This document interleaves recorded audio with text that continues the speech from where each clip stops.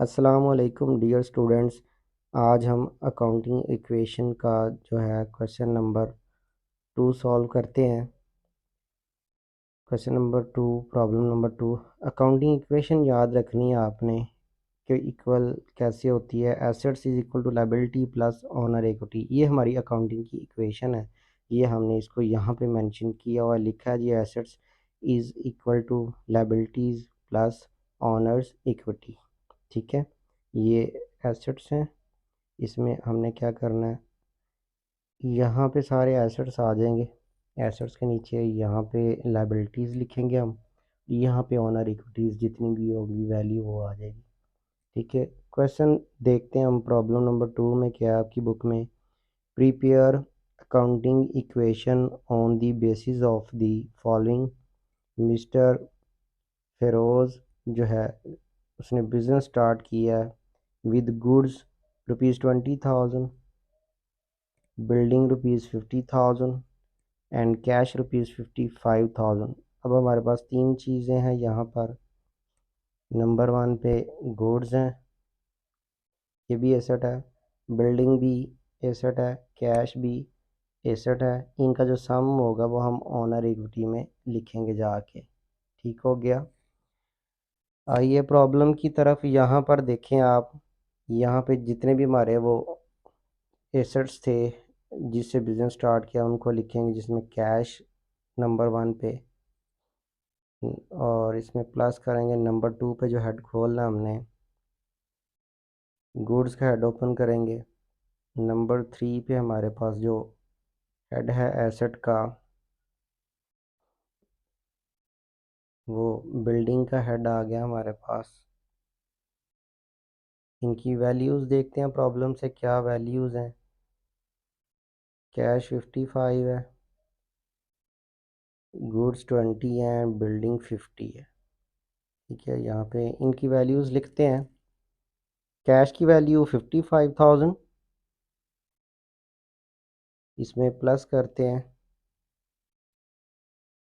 Goods की value थी हमारे पास 20,000 और बिल्डिंग की वैल्यू थी 50,000। प्लस का निशान लगाते हैं यहाँ पे। अच्छा, इनका जो टोटल है ना तीनों वैल्यूज़ का, ये ओनर इक्विटी है, बिज़नेस स्टार्ट किया इससे, तो ये ओनर इक्विटी में इनका सम जाएगा यहाँ पे 125,000 यहाँ पे आ गए, 1,25,000 तीनों का सम ऑनर इक्विटी में चला गया। अब नंबर 2 में देखते हैं, purchase goods on account for ₹15,000। अच्छा, नंबरिंग जो क्वेश्चन वाली है ना वही आपने लगानी है। परचेज गुड्स ऑन अकाउंट का मतलब उधार खरीदी आपने, यानी पैसे नहीं दिए। आपने उधार चीज़ें खरीदी हैं तो पैसे नहीं दिए, तो कैश में तो डैश लगा देते हैं, कुछ भी नहीं आएगा। गुड्स तो हमने बाय किए हैं, चाहे उधार खरीदी हैं चाहे नकद खरीदी हैं। गुड्स में तो इजाफा हो जाएगा, 15,000 की गुड्स मज़ीद हमने परचेज़ कर ली हैं।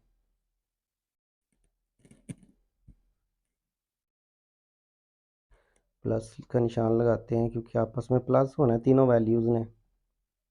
बिल्डिंग में भी डैश लगाएंगे क्योंकि बिल्डिंग भी इससे कोई इफ़ेक्ट नहीं होगी, क्योंकि यहाँ पे लिखा है कि ऑन अकाउंट उधार चीज़ें खरीदी हैं, मतलब अभी पैसे देने हैं, और जिनके पैसे देने होते हैं वो क्रेडिटर होते हैं हमारे। यहाँ पे लायबिलिटी साइड पे आए के क्रेडिटर हमारी लायबिलिटी होते हैं, इनको हमने पैसे देने होते हैं। तो यहाँ पे क्रेडिटर का हेड खोल दिया, इसकी वैल्यू लगा देते हैं, यानी 15,000 पे करना है क्रेडिटर्स को। कैश इफेक्ट नहीं होगा हमारा, ये क्रेडिटर में पैसे आ जाएंगे क्योंकि कैश की जगह पे अब क्रेडिटर है। पेमेंट अभी करनी है, जब करेंगे तो फिर कैश में से माइनस कर देंगे। तो बैलेंस निकाल लेते हैं। हमारा बैलेंस कितना है, कैश एज इट इज़ हमारा 55,000 सॉरी, ट्रांसफ़र करेंगे नीचे, इसमें प्लस करते हैं। ये स्टॉक का भी सम करना हमने, पहले 20,000 की गुड्स थी, 15,000 की और परचेज़ कर ली हैं, तो 35,000 की गुड्स हैं हमारे पास, ये प्लस किया दोनों को, गुड्स होगी टोटल, प्लस करेंगे इसमें बिल्डिंग तो मज़ीद और परचेज़ नहीं की, ऐसे ही 50,000 ही नीचे आ जाएगा, ये 50,000 लिख देते हैं एज इट इज़। ठीक है, क्रेडिटर्स की वैल्यू भी ऐसे नीचे आ जाएगी, क्रेडिटर यानी 15,000 रुपया क्रेडिटर्स का आपने पे करना है। ऑनर इक्विटी भी एज इट इज़ 125,000 रुपीज़ आ जाएगी, 1,25,000 ये जमा करें अगर 1,25,000 में तो 1,40,000 होगा, और ये एसेट साइड्स का भी टोटल करें तो 1,40,000 रुपया ही है। दोनों तरफ अकाउंटिंग इक्वेशन इक्वल है हमारी, लायबिलिटी और ऑनर इक्विटी को प्लस किया इक्वल टू एसेट्स। ओके, ये सम कर लें 1,40,000 होगा, एसेट का भी 1,40,000। नंबर 3 पर ट्रांजैक्शन है हमारे पास, sold goods on account for ₹20,000। अब चीज़ें उधार बेची, ऑन अकाउंट या ऑन क्रेडिट का मतलब होता है कि आपने उधार ख़रीदी या उधार सेल की है। तो अगर हमने उधार सेल किया तो पैसे तो हमारे पास नहीं आएंगे, तो फिर कैश में फिर डैश लगा देंगे, क्योंकि कैश को तो कोई इफ़ेक्ट ही नहीं हुआ। हाँ, गुड्स हमने सेल की हैं, तो स्टॉक हमारा ये जो गुड्स का है ये कम हो जाएगा, क्योंकि बेच दी हैं, ख़रीदेंगे तो ऐड हो जाती है, बेचेंगे तो यहाँ से गुड्स लेस हो जाएंगी। 20,000 की गुड्स हमने सेल की हैं, देखिए वैल्यू लिखी हुई है, goods sold goods on account 20 minus कर देंगे तो बाकी 15 का हमारे पास गुड्स रह जाएंगी। प्लस करते हैं आगे, बिल्डिंग की वैल्यू में डैश लगा देते हैं, क्योंकि बिल्डिंग को कोई इफ़ेक्ट नहीं हुआ, ना ही क्रेडिटर को इफ़ेक्ट हुआ है, कि हमने तो क्रेडिट पे सेल की है ना गुड्स, उधार सेल की हैं गुड्स हमने।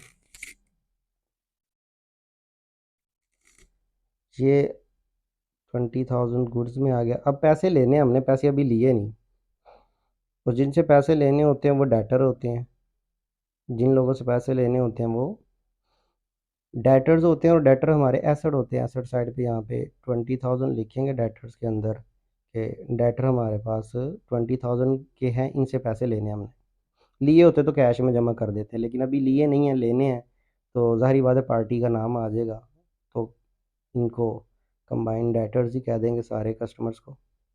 ये हमारे पास कैश पड़ा हुआ है 55,000, नीचे बैलेंस ट्रांसफ़र करते हैं, और गुड्स में से 35 में से 20 माइनस हो गया तो 15,000 की गुड्स रह गई हमारे पास। 35 में से ये जमा किया हुआ था ना पहले, तो 35 की गुड्स हो गई थी, वो ख़रीदी थी, अब बेच दी हैं तो ज़ाहिर बात है फिर माइनस हो जाएंगी।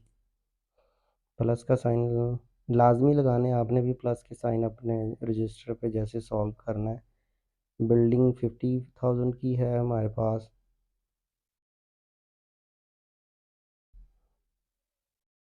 डेटर से 20,000 लेना हमने, 50,000 की बिल्डिंग है, 35 में से 20 गया 15, 55 as it is equal to creditor को अभी भाई 15,000 रुपये हमने पे कर रहे हैं, 15,000 पेएबल टू क्रेडिटर्स, एक लाइबिलिटी एंड ओनर इक्विटी 125,000 आ गया। इसके बाद नंबर 4 ट्रांजैक्शन देखते हैं, cash of ₹10,000 deposited into bank. अच्छा, पैसे हमारे पास जो पड़े हुए हैं ना, उसमें से 10,000 रुपये बैंक में जमा करवा दिए। अब बैंक में ही एसेट होते हैं, कैश में से तो पहले 10,000 कम हो जाएगा, क्योंकि बैंक में जमा करवा दिया है, तो कैश 10,000 लेस हो जाएगा। ना तो गुड्स को कोई इफ़ेक्ट होगा, डैश लगा देंगे, ना ही बिल्डिंग को होगा, ना ही डेटर्स को होगा, यहाँ डैश लगाते जाएं आप साथ, सॉरी यहाँ प्लस का निशान लगाना है, यहाँ बिल्डिंग में डैश लगा देते हैं, कोई इफ़ेक्ट नहीं है, क्योंकि बैंक में जमा करवाए हैं तो बैंक हेड खोलते हैं, यहाँ ऊपर अभी हमारे पास स्पेस है, बैंक के ऊपर हेड खोलते हैं जाके। अच्छा जी, प्लस का निशान लगा देते हैं। ये 10,000 कैश कहाँ चला गया, बैंक में चला गया, तो कैश में से माइनस कर दिया हमने, यहाँ बैंक का हेड खोल देते हैं, क्योंकि बैंक भी हमारे एसेट्स होते हैं, एसेट साइड पे लिख रहे हैं हम इसको। 10,000 बैंक में बैलेंस आ गया। स्टार्टिंग वाली इंट्रोडक्शन की वीडियोस आप देखिएगा, उसमें आपको 5 पिलर्स पढ़ाए हुए हैं एसेट्स और लायबिलिटीज़ की, थोड़ी सी नाव हाव हो जाएगी। अच्छा जी, ना तो क्रेडिटर इफेक्ट हुआ था ना ही ऑनर इक्विटी। अब 55,000 में से 10,000 हमने बैंक में डिपॉजिट करवा दिया, जमा करवा दिया, बाकी 45,000 कैश रह गया। और स्टॉक हमारे पास गुड्स पड़ी हुई हैं 15,000 की। उसके बाद बिल्डिंग की वैल्यू आपके पास 50,000 की बिल्डिंग है। ये सारे एसेट्स हैं आपकी, वर्थ हैं बिजनेस की। और डेटर्स हैं हमारे पास 20,000 के डेटर्स हैं। बैंक में बैलेंस है जी, अब हमारे पास बैंक में भी 10,000 पड़ा हुआ है, उसको भी हम नीचे ले आएंगे, प्लस का निशान लगा देते हैं। क्यों नहीं लग रहा, ठीक है। ये 10,000 आपका बैंक में बैलेंस आ गया। ये जी, ये हमारे पास टोटल एसेट्स है। बैलेंस निकाल लिया हमने इनका, आपने ठीक है बैलेंस लिख लेना लाजमी। अच्छा, क्रेडिटर्स हैं 15,000 रुपये अभी तक हमने पे करना है, पेएबल टू क्रेडिटर। प्लस करेंगे जी 1,25,000। तो ये अगर दोनों का जमा करें तो इक्वल टू एसेट्स का सम करें, बराबर आ जाएगा। ठीक है, ये वैल्यूज़ एसेट्स की सम कर लें आप और लायबिलिटीज़ के बराबर आ जाएंगी। नंबर 5 पे paid cash to supplier of goods, जिन्होंने हमें गुड्स सप्लाई की था, यानी जिनसे उधार हमने ऊपर ख़रीदी थी ना, उनको पैसे देने लगे हैं। हमने 15,000 रुपये देना है क्रेडिटर्स का, यानी सप्लायर का। तो इसको हमने 10,000 रुपया ना अब पे कर देंगे तो इसका बैलेंस कम हो जाएगा। 15,000 पे करना है, 10 हम पे कर रहे हैं। क्रेडिटर को सप्लायर्स भी कहते हैं, अकाउंट्स पेएबल्स भी कहते हैं। ये 10,000 हमने सप्लायर को पे कर दिया है, तो बाकी इसको 5,000 रिमेनिंग पे करना है।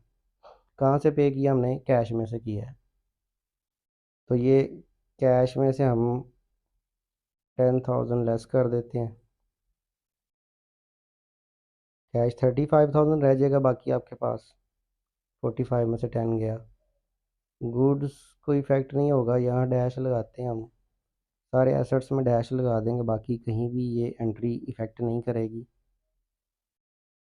यहाँ बिल्डिंग भी डैश लगा देते हैं, ज़ीरो भी लगा सकते हैं आपने अगर लगाना हो, वैसे डैश लगा देंगे तो बेटर है। डेटर भी एज इट इज़,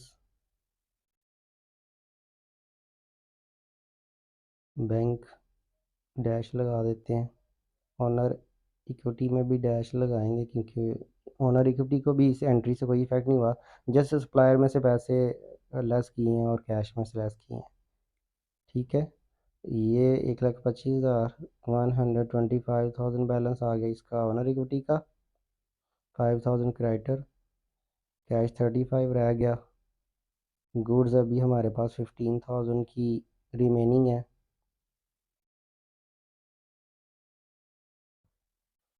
प्लस करेंगे, बिल्डिंग हमारे पास पड़ी हुई है जी 50,000 की, बिल्डिंग की वैल्यू भी नीचे ले आते हैं।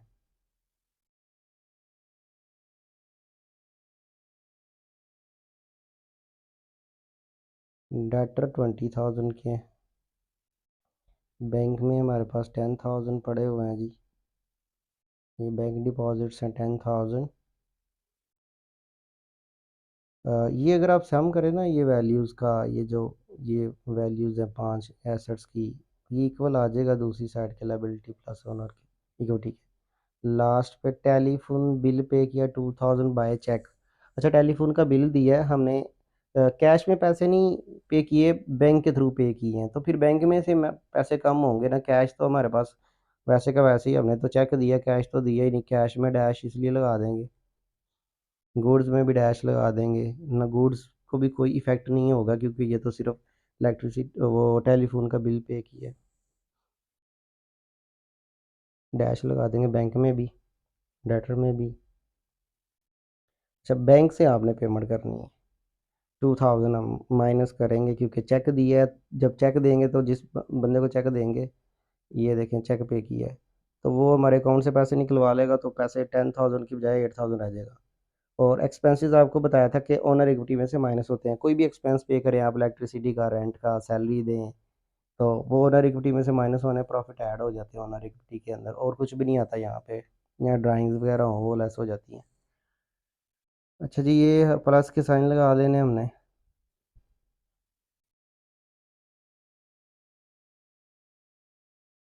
अच्छा ये देखिए, हमारे पास यहाँ भी प्लस का निशान लगा लेते हैं। तो बैलेंस निकालें 35,000,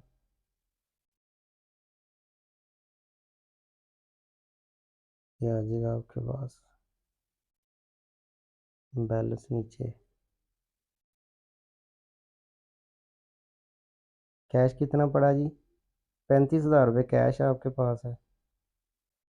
15,000 की गुड्स मौजूद हैं, आप प्लस का निशान लगा देते हैं जी। गुड्स 15,000 की। बिल्डिंग है 50,000 रुपये की। डेटर से अभी पैसे लेने हैं 20,000 रुपये।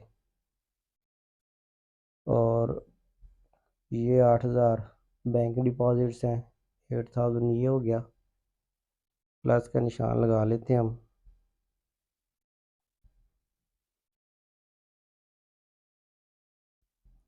क्रेडिटर्स की पेमेंट करनी है आपने 15,000 रुपये, 5,000 रुपये सॉरी, क्रेडिटर के देने हैं।